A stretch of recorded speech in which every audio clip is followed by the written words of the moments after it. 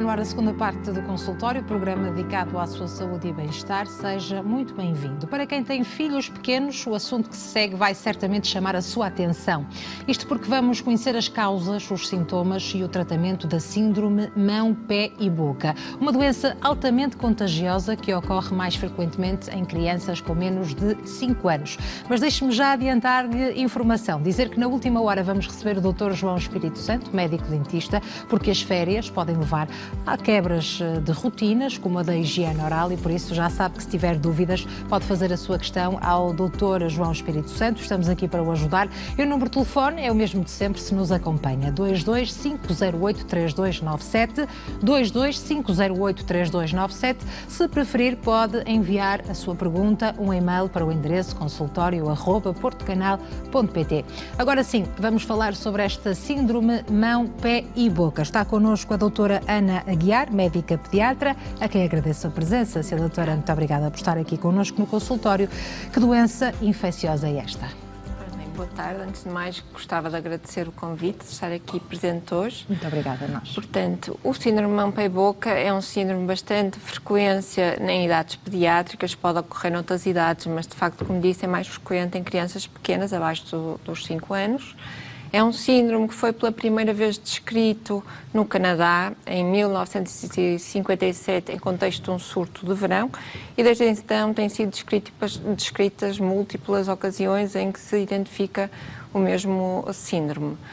É um síndrome vírico, ocorre com lesões no interior, na mucosa da boca, nomeadamente na mucosa jugal das bochechas e da língua, e muitas vezes associado também a lesões de pele, que podem ser máculas, pápulas ou até vesículas, periorais nas mãos e nos pés mais frequentemente, mas não exclusivamente. Podem também aparecer na região genital, na região nadegueira e nas coxas e menos frequentemente ainda no tronco e na face. Nem sempre estão associadas os dois tipos de condições. Isto é lesões no interior da boca, na mucosa, e lesões externas. Mas, portanto, na boca é uma espécie de aftas? Sim. E nas mãos também, com umas manchas? Nas mãos podem ser manchas, pápulas, que é como se fossem uma protuberânciazinha, como na picada de um inseto. Sim. Ou então vesículas. Também podem aparecer sob a forma de vesículas. E podem ter associado ou não febre, que tipicamente é uma febre não muito elevada. E normalmente quais são os primeiros sintomas a que os pais, neste caso, devem estar atentos? Pronto, normalmente notam-se sobretudo dificuldades na deglutição. A criança recusa muitas vezes alimentar-se na quantidade habitual ou os alimentos habituais. Por dor e depois do aparecimento das lesões. Então, muitas vezes verifica-se a existência também dor, muitas vezes nas mãos e nos pés. Pode ser isso. Pode também existir febre, porque há um período de 3, 4 dias antes do aparecimento do quadro na totalidade, que é um período prodrómico, em que podem ir aparecendo um bocadinho de febre, um bocadinho mais de irritabilidade, de desconforto. Então, sim, depois o aparecimento dos sintomas e sinais típicos do síndrome. Portanto, existe aqui um período de incubação entre os 3 e os 6 dias, não é? E é esse período que é altamente contagioso.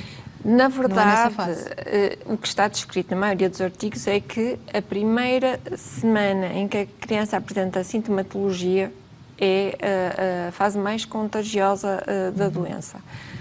A doença pode ser contagiosa antes do aparecimento dos sinais e sintomas e também depois, porque durante algum tempo o vírus é excretado tanto nas secreções nasais, na saliva, no fluido que sai das vesículas e também nas fezes.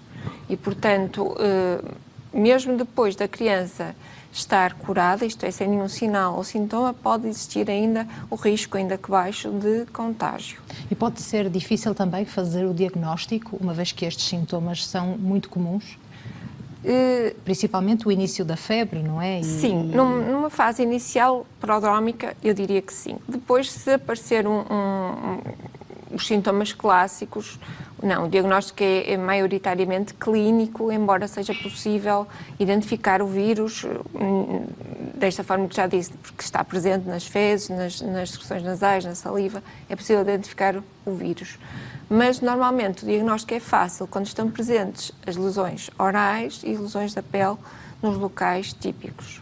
Portanto, se uma criança, até aos 5 anos, quando é mais frequente acontecer, andar na creche, no infantário, o mais certo é toda a sala, todos os meninos ficarem infectados, não é? Porque há aqui uma troca de brinquedos e de colocar na boca, que é comum. Perguntava-lhe se é possível prevenir esta infecção. É possível prevenir, isto é, relativamente, porque depois de uma criança ter o diagnóstico, quais são os cuidados que se tem que ter? Desinfecção dos brinquedos e das superfícies onde essa criança esteve. Nas creches, particular cuidado para a manipulação das fraldas, mesmo também, depois da criança já ser dada como curada, voltar para a sala de aula, particular cuidado na manipulação das fraldas, quando se limpa a carinha às crianças, e a prevenção faz-se pelas medidas de higiene básicas, a lavagem das mãos depois de irem ao quarto de banho, antes de comer. Portanto, serão essas medidas básicas que permitem prevenir a infecção nas crianças que são pares da criança que tem a doença em primeiro lugar. Medidas até que agora estão reforçadas, não Exatamente. é? Devido a este vírus da Covid-19. Parece que todos conseguimos reaprender mesmo os adultos, não é? Qual é o tratamento disponível para esta síndrome? É assim, não existe um tratamento vírico específico para este vírus ou este grupo de vírus. Portanto, o tratamento que temos é um tratamento de suporte, ou seja, nós permitimos ajudar a criança a ultrapassar os sinais e sintomas decorrentes da doença. Por isso, por exemplo, nomeadamente pelas dificuldades da deglutição, que é uma situação que nos preocupa muito, porque podemos chegar a um ponto em que a criança se recusa a hidratar e corre o risco de desidratação. Podemos utilizar, por exemplo, alimentos mais moles e mais frescos, porque o frio tem um poder anti-inflamatório. Também, nestes casos, analgésicos, tipo paracetamol e ibuprofeno, podem ser usados, assim como no caso de haver dores e febre, também podemos utilizar esses dois princípios ativos, portanto, paracetamol e ibuprofeno.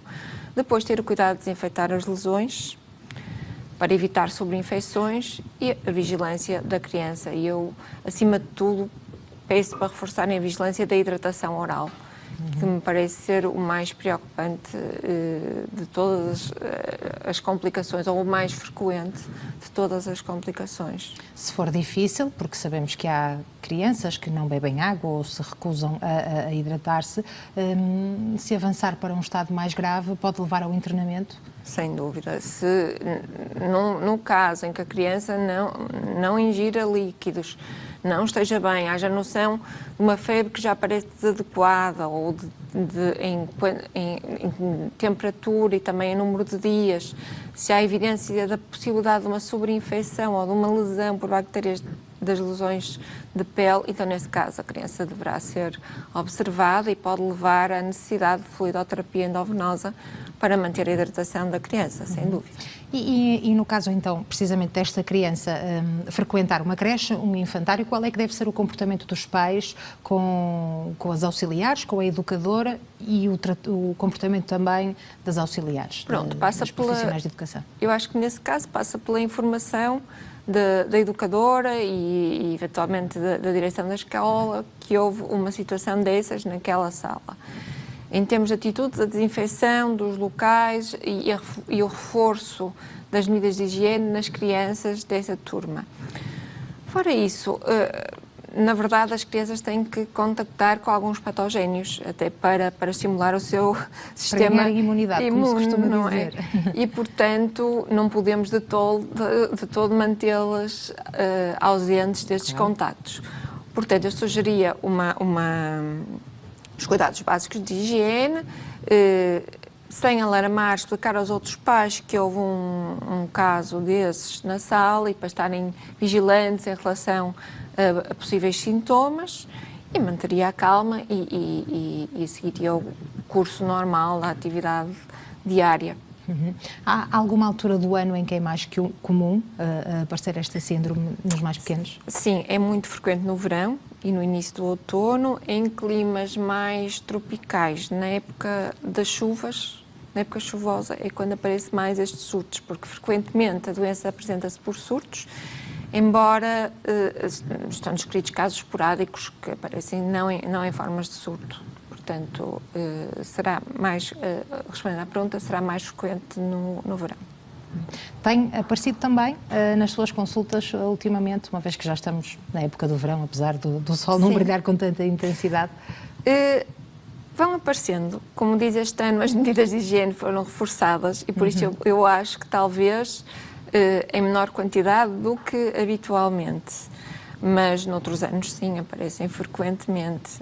Isso pode-se explicar, Sra. Doutora, precisamente porque estas medidas foram reforçadas, portanto, o uso da máscara, pelo menos entre os adultos, não é, nas creches, e também a higienização dos brinquedos, que é feita de forma mais regular, poderá fazer com que não haja esta propagação? Sem dúvida, porque transmite-se pela saliva, pelas mucosidades nasais,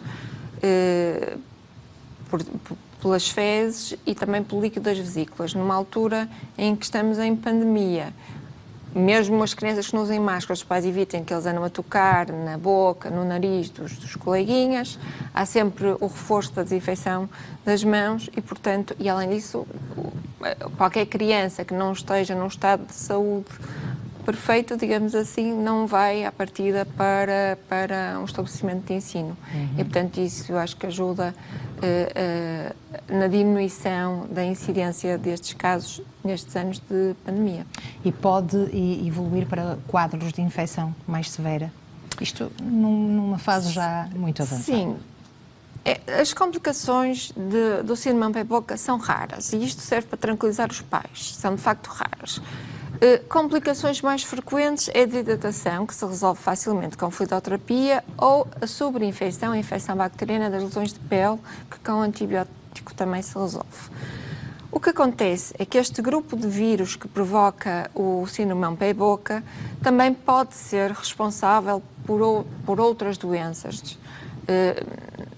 Por exemplo, na Ásia é frequente haver um grupo destes vírus, que até o 71, o seroptico 71, que está descrito como causa de encefalites e paralisias flácidas.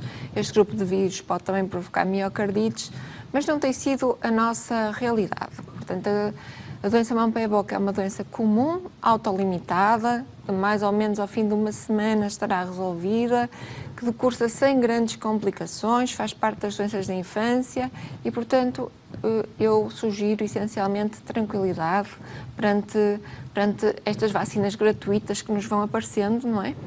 E portanto, é esta a principal missão, vigiar sim, complicar não. Claro, e também deixamos aqui esta mensagem, exatamente, de tranquilizar precisamente os pais para esta situação. É mais frequente nas crianças, principalmente até aos 5 anos, mas existe o risco de se contagiar um adulto? Sem dúvida, existe. Tal como é mais frequente, por exemplo, aparecer por surtos, mas também são vistos casos isolados. Mais frequentes nas crianças, mas adolescentes e adultos também podem aparecer com síndrome Mampei-Boca. E os sintomas, como é que se manifestam? Como é que é feito também o diagnóstico? O diagnóstico é feito da mesma forma. Talvez por ser uma patologia menos frequente no adulto, talvez demore mais ao diagnóstico porque não se está tão alerta para essa possibilidade. Mas, eventualmente, havendo necessidade, pode isolar-se o vírus. É possível o isolamento do vírus e aí temos o diagnóstico definitivo. E eu costumo dizer que as crianças costumam tolerar melhor este tipo de doenças e, portanto, eu acho que num adulto há sempre o risco maior de complicações do que na criança. E uma vez que é uma doença associada precisamente aos mais pequenos, aos menores, como é que se explica que um adulto possa ficar contagiado? Poderá naquela fase ter uma imunidade mais fraca? Pode acontecer, ter uma diminuição da imunidade ou estar muito próxima da criança e há muito tempo que não tinha contacto com o vírus e, portanto, o corpo não está preparado. Até por isso eu acho que tem alguma vantagem em não os isolarmos completamente, porque damos a conhecer ao corpo alguns patogénios e ele vai reconhecendo e vai desenvolvendo maneiras de se defender. Portanto, pode ser esse o caso. Essa resposta é muito interessante, porque leva-me à minha próxima pergunta. Portanto, uma mãe, principalmente neste contexto agora de pandemia, que tem muito receio, os pais, os familiares, em colocarem os filhos nestas unidades de educação, não é? Nas creches e nos infantários, precisamente porque vão sujeitar estas crianças a uma data de doenças, não é? Nomeadamente desta síndrome tão temida pelos encarregados de educação. De facto, as crianças ganham imunidade? É bom para elas estarem presentes a este vírus, ou se estivessem recatadas em casa seria melhor?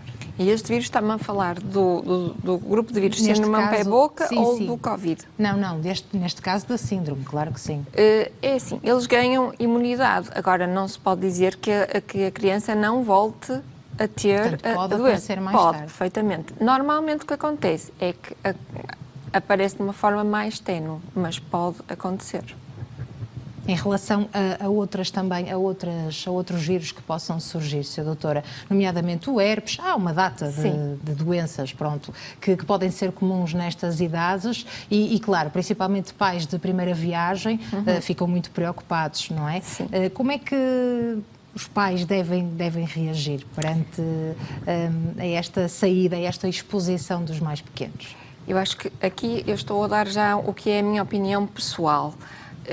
Eu acho que há uma idade, quando eles são muito pequeninos, quando são lactentes, talvez não seja o ideal expô-los tanto a essas doenças habituais da infância, porque, nomeadamente, uma criança muito pequena, se tiver febre, se tiver uma dificuldade respiratória, pode ter necessidade de fazer exames auxiliares diagnósticos já mais invasivos, o que não acontece numa criança um bocadinho mais velha. Portanto, uma criança de 3 anos já lida bem com a situação, já não preocupa tanto o pediatra, a ponto, por exemplo, de pedir um rastreio analítico, enquanto que uma criança que tenha 3 meses, 4 meses, já pode preocupar. Pronto. Mas a partir dos 2, 3 anos, na minha perspectiva, eu acho que lhes faz bem contactarem com patogénios e que ganham resistência e que o corpo desenvolve capacidade e imunidade para uma série de doenças que às vezes nem são só essas. Às vezes há maneira deles conseguirem ter uma imunidade cruzada e, portanto, no meu entender, eu acho que é benéfico para as crianças irem para a creche e rebolarem no chão Claro. e pronto, uma série de atividades que seriam mais frequentes antigamente. Se calhar atualmente existe uma super proteção, mas eu acho que tornamos as crianças mais saudáveis se as deixarmos apanhar as doenças na altura certa. Portanto, quando digo muitas vezes aos pais dos meus doentes, não se preocupe com isso, que é uma vacina gratuita. E, portanto, eu acho que isso acaba por ajudar. Tem que passar por elas, é menos uma que tem mais tarde. Desde que a criança tenha idade para suportar. Claro que sim, até porque nós não conseguimos controlar, não é? O facto de estarem com outras crianças e partilharem os brinquedos, quase que vai fazendo parte, mas também é importante realmente essa perspectiva que tem, não é? De tranquilizar os pais nesse sentido, porque uma simples febre, por exemplo, que qualquer pai fica à toa quando é que deve procurar ajuda médica, não sabe bem como é que lidar, não é? Pode ficar preocupado. Sim, e duas outras coisas que eu gostava de dizer. Primeiro, se apanharem mais doenças que sejam controláveis, que não preocupem, os próprios pais aprendem a lidar melhor com essas situações. Portanto, diminui a ansiedade parental. Por outro lado, se os protegemos ao ponto de fazer com que as crianças não possam usufruir de todas as suas capacidades de desenvolvimento, de comunicação, de interação, então aí se calhar não estamos a fazer-lhes bem, estamos a fazer mal. Portanto, uma criança de 3 anos deve interagir com outras crianças, mesmo que acarrete o risco de apanhar infecções que são habituais da infância. É uma mensagem, de facto, muito importante. Neste contexto, Sr. Doutor, aproveito a sua presença aqui para também fazer esta pergunta, penso que já conseguimos perceber bem, explorar bem este síndrome mão-pé-boca. Neste contexto de pandemia, quando é que acha que, portanto, tendo a criança febre, não é? Os primeiros sintomas, a febre, constipação, tosse, quando é que acha que deve procurar ajuda médica?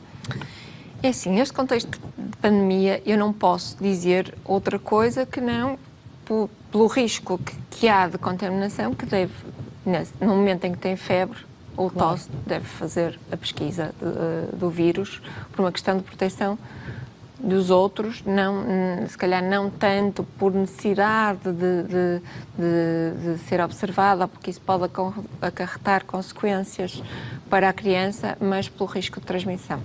E aí tem que recomendar, quando tem febre ou tosse, deve fazer a pesquisa. É claro que não é muito agradável, as nossas crianças têm muitas infecções respiratórias que nada têm a ver com Covid e atualmente estão a ser sujeitas a muitas colheitas, que não é agradável para elas, não é agradável para os pais, mas na situação em que estamos, o que eu posso recomendar é que façam a pesquisa. Daquilo que tem percebido pela sua experiência, o que é que tem acontecido com estas crianças que ficam infectadas com a Covid-19? É assim, em termos de infecção por Covid-19 não tem havido grandes sequelas imediatas, não são crianças que apresentem quadro clínico muito grave. É raro o internamento por infecção por Covid-19. O que atualmente se vê é, posteriormente, alguns casos de uma atualmente designada por PIMS, que é um síndrome de ativação multissistémica, e, portanto, aí, no fundo, é ativado a imunidade de uma forma generalizada e pode haver consequências, mas que são posteriores, cerca de 2 semanas a 1 mês após o contacto com o vírus. Atualmente é isso que se assiste, mas são raros os casos e normalmente não tem havido casos graves de crianças com Covid-19. E neste caso, estando infectadas, o tratamento também é o mais simples, não é? Hidratação, paracetamol, se for preciso. Sim, é o tratamento de suporte. Claro, até porque apresentam sintomas como constipação, tosse e febres altas, que são também altamente confundíveis com outras patologias, não é? Dos altas mais pequenos. Ou baixas, ou sem também febre. Pode acontecer. É muito variável. Muito bem. Sr. Doutor, agradeço imenso a presença. Eu é que agradeço, foi um gosto. Muito obrigada Obrigada por nos ajudar a compreender um bocadinho este mundo dos nossos pequenos. Muito obrigada por ter estado aqui connosco. Ora, nós na próxima hora vamos receber o Dr. João Espírito Santo aqui no consultório, médico-dentista, porque as férias podem muitas vezes levar à quebra de rotinas como a da higiene oral. Portanto, vamos enumerar aqui algumas dicas para que a sua higiene oral não fique comprometida. O Dr. João Espírito Santo está mesmo aqui a chegar para o ajudar. E na última meia hora, já sabe, se tiver dúvidas, estamos aqui também para o auxiliar e tentar responder às suas questões. O número de telefone para o qual deve ligar e inscrever-se é o mesmo de sempre, se nos acompanha, 22508-3297, 22508-3297. Após uma primeira ligação, só tem de dar o seu nome, idade e localidade de onde está a ligar. Mas se preferir, pode enviar um e-mail se for mais simples para si. O endereço é o consultorio@portocanal.pt. Isto tudo na última hora. Para já vamos fazer um curtíssimo intervalo, são apenas 5 minutos. Até já.